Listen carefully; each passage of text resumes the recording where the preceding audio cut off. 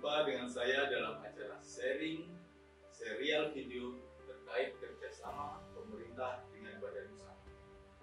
Tahukah Anda berapa besar kebutuhan dana yang harus disediakan pemerintah dalam penyediaan infrastruktur selama tahun 2020 sampai 2024? 6.445 triliun itu adalah dana yang harus disediakan oleh pemerintah untuk bisa membangun infrastruktur dan bisa melaksanakan tugas pemerintah untuk melayani masyarakat. Sementara APBN dan APBD kita hanya mampu menyediakan 37% atau 2.385 triliun. Kontribusi BUMN-BUMD hanya mampu 21% atau 1.353 triliun. Adapun porsi terbesar kita butuhkan dari badan usaha atau kita kenal dengan investor.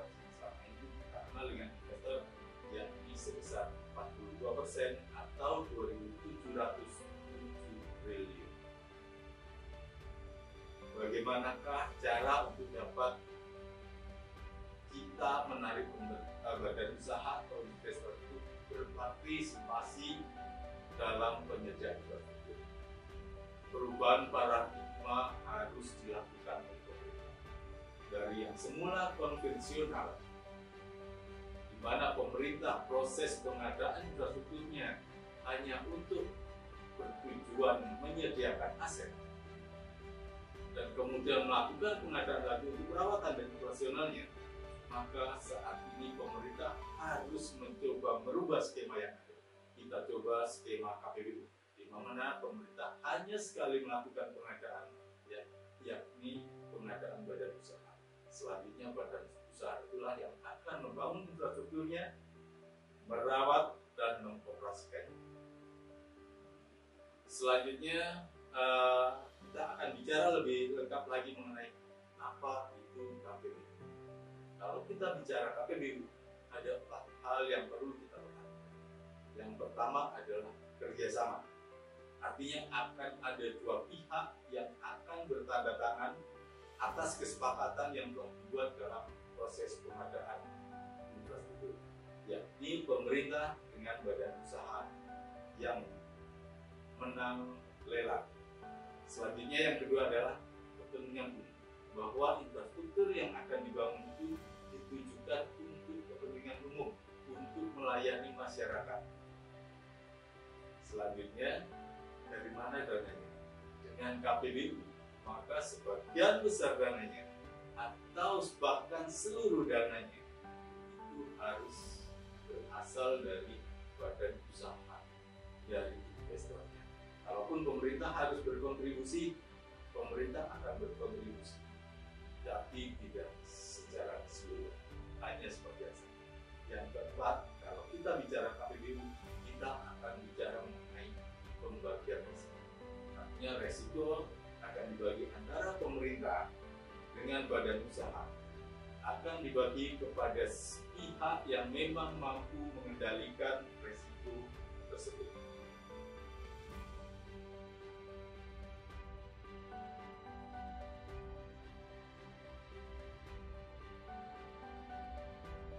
Baik sahabat, setelah kita tahu mengenai definisi KPBU, kita ingin tahu apa sih sebenarnya manfaat dari KPBU. Paling tidak kita bisa tahu ada 8 manfaat dari penggunaan atau pemilihan skema KPBU dalam penyediaan infrastruktur. Apa sajakah 8 manfaat dari penggunaan skema KPBU? Yang pertama adalah pelayanan publik yang lebih baik. Yang kedua, proyek akan terbangun tepat waktu dan tepat anggaran. Yang ketiga, kepastian anggaran. Yang keempat, sarana pengembangan kapasitas swasta dalam negeri. Yang kelima, adanya transfer knowledge dari si badan usaha kepada pemerintah. Meningkatkan aktivitas perekonomian adalah manfaat keenam. Sementara yang ketujuh adalah mendukung kemampuan fiskal pemerintah yang terbatas. Uang pemerintah terbatas, dengan skema KPBU kita mengoptimalkan alokasi dana. Terakhir, 8 adalah memanfaatkan penerapan value for money untuk penyediaan infrastruktur dalam rangka melayani. Untuk bisa mewujudkan skema KPBU dimaksud, pemerintah telah menyiapkan perangkat regulasi yang bisa dijadikan dasar atau acuan untuk bisa melaksanakan skema pengadaan untuk infrastruktur. Perangkat regulasi dimaksud berbentuk peraturan presiden, tata cara pelaksanaan KPBU, tata cara pelaksanaan pengadaan badan usaha, ataupun aturan-aturan yang terkait dengan fasilitas lingkungan pemerintah. Aturan-aturan dimaksud bisa dimanfaatkan untuk bisa pemerintah melakukan pengadaan badan usaha dalam rangka pendidikan infrastruktur. Jangan lupa peraturan sektor tetap harus menjadi perhatian. Oke sahabat KPBU, saya yakin sahabat-sahabat masih punya banyak pertanyaan, masih punya banyak hal yang perlu ditanyakan, akan penasaran dengan bagaimana cara memulai proyeknya, skema apa saja yang bisa dipilih, siapa yang boleh berinisiatif membangunnya, bagaimana skema pengembaliannya.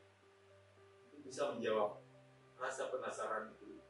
Sahabat-sahabat, tunggu saja kelanjutan dari serial video ini agar pertanyaan-pertanyaan dan rasa penasaran saudara dan sahabat-sahabat semua bisa terjawab.